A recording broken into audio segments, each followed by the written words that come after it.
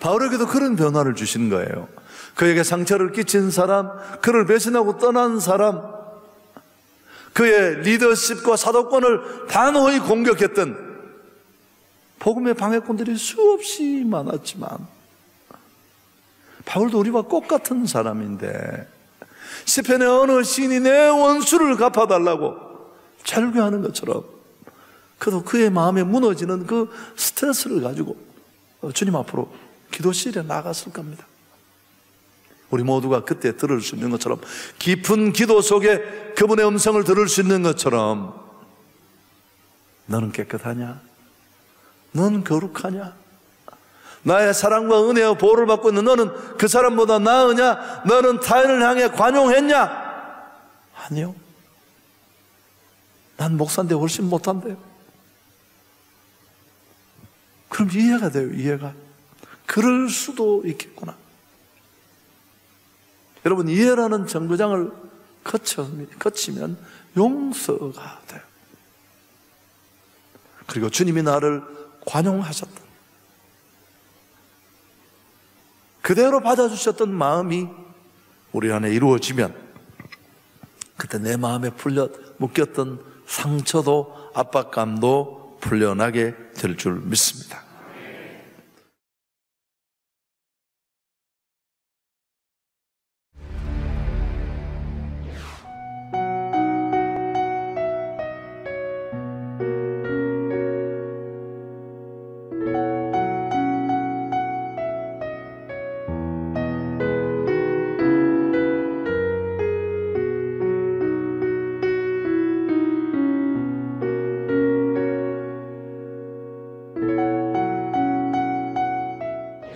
찰스 스윈돌이 지적한 기쁨을 빼앗아가는 세 가지 적 중에 첫 번째가 뭐냐 하면 근심입니다. 근심. 우리가 지난 시간에 살폈습니다마는 근심이란 사실 일어날지 않을지도 모르는 터무니없는 염려라고 그렇게 규정할 수 있습니다.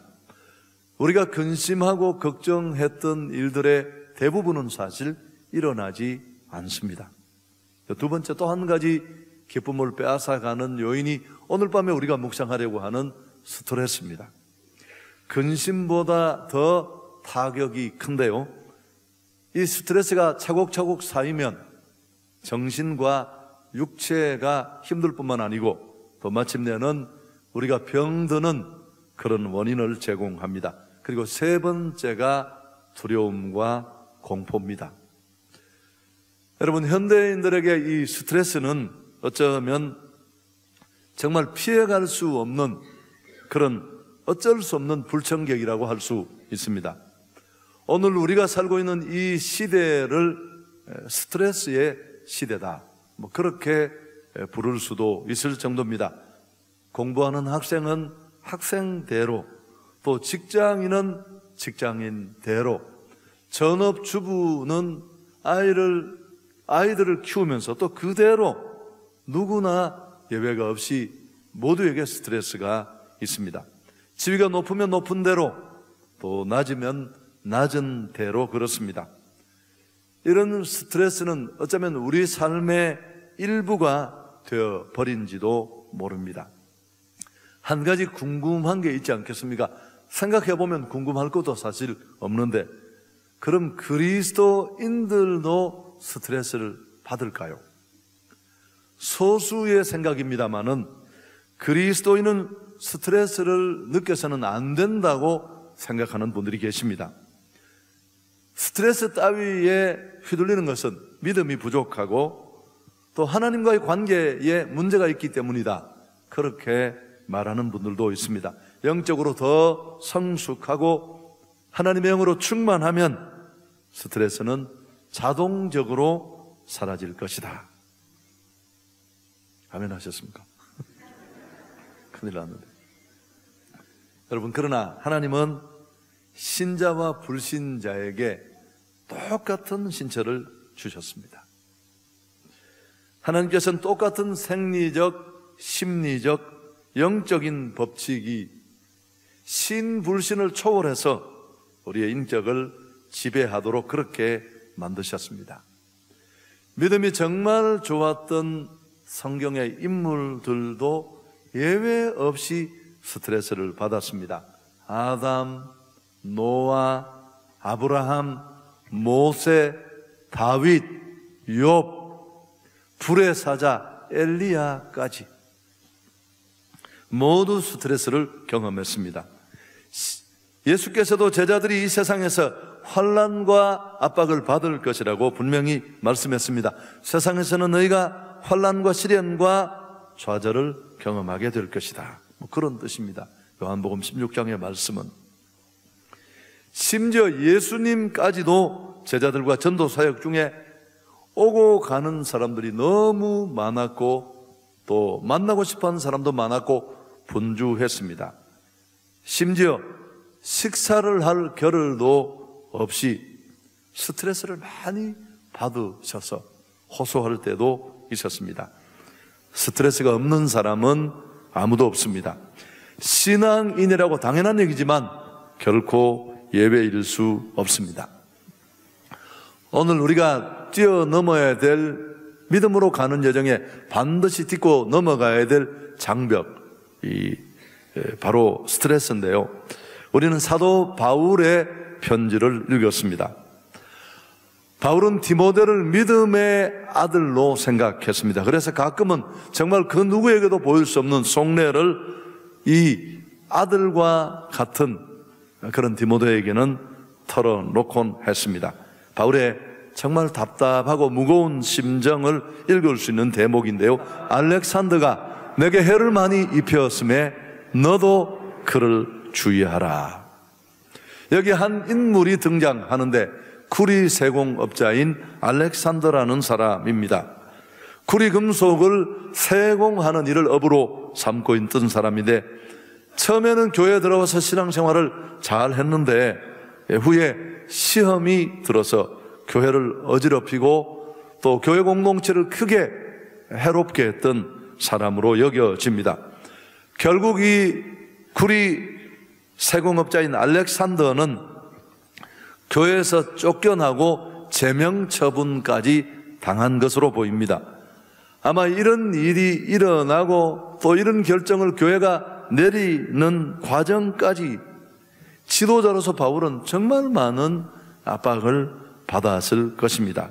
얼마나 그 일이 그에게 힘겹고 가중되고 스트레스가 되었으면 정말 사랑하는 아들과 같은 이 디모데에게 주의를 당부했을까요? 내가 정말 힘들었는데 너도 주의하라. 여러분, 목회자가 어떻게 보여질지 모르지만 예상외로 만만치 않습니다. 사람이 다 생각이 달라요. 정말 사랑해서 일평생 함께 하겠다고 돈을 5천만 원에서 1억 정도를 들이고 결혼한 아내, 남편 살아보니까 어떠세요? 날마다 감사합니까? 어쩌다 이런 사람을 다 만났을까? 와우! 그렇습니까? 평생 원수가 부부로 만나던데 이게 사실이구나. 내가 내 눈을 내가 찔렀지. 뭐 등등등. 여러분, 정말 말 못할 고민들이 많을 수 있습니다. 목회 선배님이 했던 기억이 또 새롭습니다. 충고가. 내가 40년 목회하는 동안에 상상했던 일은 다 일어났다. 어쨌든 상상했던 일이 다 일어났습니다. 제 친한 친구 목사님이 그러더라고요. 첫째 아들이 목회를 하겠다고 할 때는 이해를 했는데 둘째 아들이 또 목회를 하겠다고 신학 들어갔을 때 자기가 너무 마음이 아파서 끌어안고 울었대. 네가 정말 그 길을 갈 수 있겠냐? 그 힘든 길을 네가 갈 수 있겠느냐고 끌어안고 기도해 주었다는 얘기, 여러분에게는 얼마나 감격 있게 들려질지 고민입니다만은, 여러분, 오늘 이 단락을 읽어보면 바울이 마음으로 받은 압박이 얼마나 큰 것인지 알 수 있습니다. 여러분, 일로 오는 피곤함은 사실 푹 쉬고 나면 사라지지만 관계 속에서 사람 때문에 받는 오해, 스트레스는 예상외로 타격감이 크고 또 사역 전체를 비틀거리게 할 수 있습니다. 자, 어쨌든 오늘 이런 스트레스를 바울은 어떻게 넘어갈 수 있었을까요? 마음의 부담을 그가 떨쳐버릴 수 있었던 키가 오늘 이 본문 속에 숨겨져 있습니다. 16절 우리가 함께 읽도록 하겠습니다. 뒷부분이 우리는 좀 중요합니다만은 함께 읽습니다. 내가 처음 변명할 때 나와 함께 한 자가 하나도 없고 다 나를 버렸으나 그들에게 허물을 돌리지 않기를 원하노라. 자, 그러면서 바울은 오늘 중요한 키는 16절 뒷부분에 나와 있는데요, 그들에게 허물을 돌리지 않기를 원한다. 이게 그가 이 압박으로부터 벗어날 수 있었던 첫 번째 근거인데요, 그들에게 허물을 돌리지 않기를 원한다. 이 말은 뭐 여러 가지 의미를 그 속에 함축하고 있습니다만은 그 중에 하나가 뭐냐면 그럼에도 사랑하겠다라는 것입니다. 여러분이 이게 수준이 차이가 나니까 벌써 아멘부터 안 한다는 게 이게, 그래도 아멘이라도 해봐야 될 거 아닙니까? 아멘. 그럼에도 불구하고 사랑하겠다는 바울 사도의 강한 의지가 이 표현 속에 담겨 있습니다. 여러분, 우리가 관계 속에, 사역 속에 오는 이런 아픔과 압박, 스트레스를 해결할 수 있는 키는 예상외로 다른 데 있습니다. 그건 바로 내게 피해를 주고 내게 타격감을 주고 나를 배신하고 나를 힘들게 하고 정말 나를 죽을 만큼 아프게 한 그 사람을 먼저 사랑하는 것으로부터 시작됩니다. 중요한 두 번째는 바울 안에서 이런 결정을 내리게 했던 그의 안에 스트레스라는 상황을 오히려 이해하고 관용으로 받아들여서 용납할 수 있는 그런 상황으로 만든 힘의 근거가 무엇일까 하는 것이 우리에게는 더 중요합니다. 사도 바울은 이렇게 마음이 심히 답답할 때마다 주변 어디를 돌아봐도 정말 기대고 의지할 곳이 없을 때, 그때 그는 무엇을 바라보았을까요? 당연히 주님을 바라보았습니다.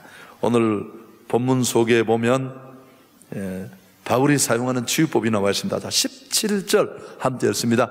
주께서 내 곁에 서서 나에게 힘을 주시면 나로 말미암아 선포된 말씀이 온전히 전파되어 모든 이방인이 듣게 하려 하심이니 내가 사자의 입에서 건짐을 받았다. 여러분, 사역자를 이렇게 흔들어 놓으면 힘이 빠져서 아무것도 못해요. 이게 얼마나 못된 짓이겠습니까? 그러니까 그 한 사람이 모멸감을 받고 피해를 받는 데서 끝나는 게 아니고, 바울이 뒤에 말하는 것처럼 하나님 사역이 다 무너져요. 그런데 주께서 내 곁에 서서 힘을 주셨다. 할렐루야. 그래서 그는 그 힘을 덧입고 다시 일어나서 자기 안에 맺힌 감동들을 풀어내고 담대히 복음을 전했어. 그로 말미암아 선포된 말씀이 온 천하에 전해지고 심지어 사자의 입에 들어가도 건짐을 받는. 아멘. 여러분, 18절에도 나옵니다. 주께서 나를 모든 악한 일에서 건져내셨다. 주님은 그분이 사용하시는 사역자의 곁에 늘 함께 하십니다. 특히 복음을 향해 온 몸으로 하나님의 나라와 복음을 선포하는 자와 그분은 함께 하십니다. 여러분, 문제를 바라보면 죽어요. 그 스트레스를 더 깊이 묵상하고 왜 그놈이 하필이면 나를 그렇게 하는가? 나한테 무슨 억화 심정이 있었어? 내가 뭘 잘못했다고? 막 그렇게 몰입하고 해결을 한다 치고 그 실체를 찾아내겠다는 마음으로 그게 어떤 문제든지 파고 들어가면 살 수 없습니다. 주님을 바라보아야 할 줄 믿습니다. 모든 마음의 압박과 스트레스를 뛰어넘을 수 있는 기회. 여러분, 저는 굉장히 예민하고 제 사회가 너무너무 힘들었고요. 남들이 보기에는 늘 설렁설렁 하는 것 같은데 제가 하는 사역기는 항상, 그럼 한성교회만 해도 그렇지 않습니까? 보통 사람이라면 사역을 시작할 수 있는 엄두를 낼 수 없는 곳이었겠죠. 다 그랬어요, 다. 지금은 모두가 잊어버렸겠지만 제게도 잊혀졌고. 그래서 정말 힘든 상황이 많았어요. 죽을 것 같은. 그때 정말 힘들 때 제 소원은 잠자는 게 소원이었어요. 그 자는 시간만큼은 그런 압박으로부터 벗어날 수 있으니까. 근데 제가 또 구조적으로 잠을 잘 못 자는 스타일. 잠을 자려면 온 집안에 조만간 내가 잘 것이라고 담화문을 발표하고 커튼을 가리고 이 귀로 손으로 양귀를 누르고 그렇게 또 자야 돼요. 그때 만일 제가 기도하지 않았다면 나는 그때 죽었을 거예요. 내가 기도를 많이 하는 사람이라고 생각했는데 기도할 수밖에 없는 상황이었고, 그게 그나마 피해를 줄이고 이렇게라도 살아날 수 있는 이유였습니다. 하나님은 우리를 고치고 회복시키시는 분이십니다. 아멘. 여러분, 기도하면 잘 아는 원리입니다마는 하나님은 오늘 내 앞을 가로막고 있는 그 스트레스의 원흉을 날려주실 것 같지만, 물론 그런 일도 아주 가끔씩은 있습니다. 환경을 제거해버려요. 제가 너무 힘들어서 그랬어요. 하나님, 저 사람 때문에 나 너무 힘든데요. 제가 사회가 초기에 그랬더니만 그분을 시골로 4년을 발령을 내버렸어요. 속이 다 시원하더라고요. 4년 만에 돌아오니까 저는 이미 사역이 자리를 잡고 있었어요. 그러나 그런 일은 자주 없습니다. 왜냐하면 제 기도가 맨날 응답되면 공무원들이 제자리에 있겠습니까? 맨날. 여러분, 그러나 대부분의 경우는 그 상황을 바라보는 우리의 마음을 바꾸어 주실 줄 믿습니다. 바울에게도 그런 변화를 주시는 거예요.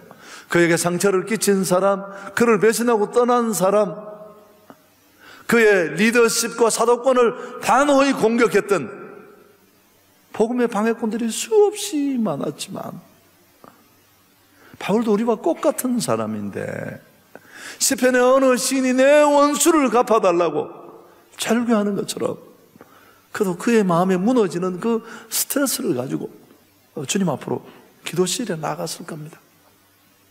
우리 모두가 그때 들을 수 있는 것처럼, 깊은 기도 속에 그분의 음성을 들을 수 있는 것처럼, 너는 깨끗하냐? 넌 거룩하냐? 나의 사랑과 은혜와 보호를 받고 있는 너는 그 사람보다 나으냐? 너는 타인을 향해 관용했냐? 아니요. 난 목사인데 훨씬 못한대요. 그럼 이해가 돼요, 이해가. 그럴 수도 있겠구나. 여러분, 이해라는 정거장을 거치면 용서가 돼요. 그리고 주님이 나를 관용하셨던,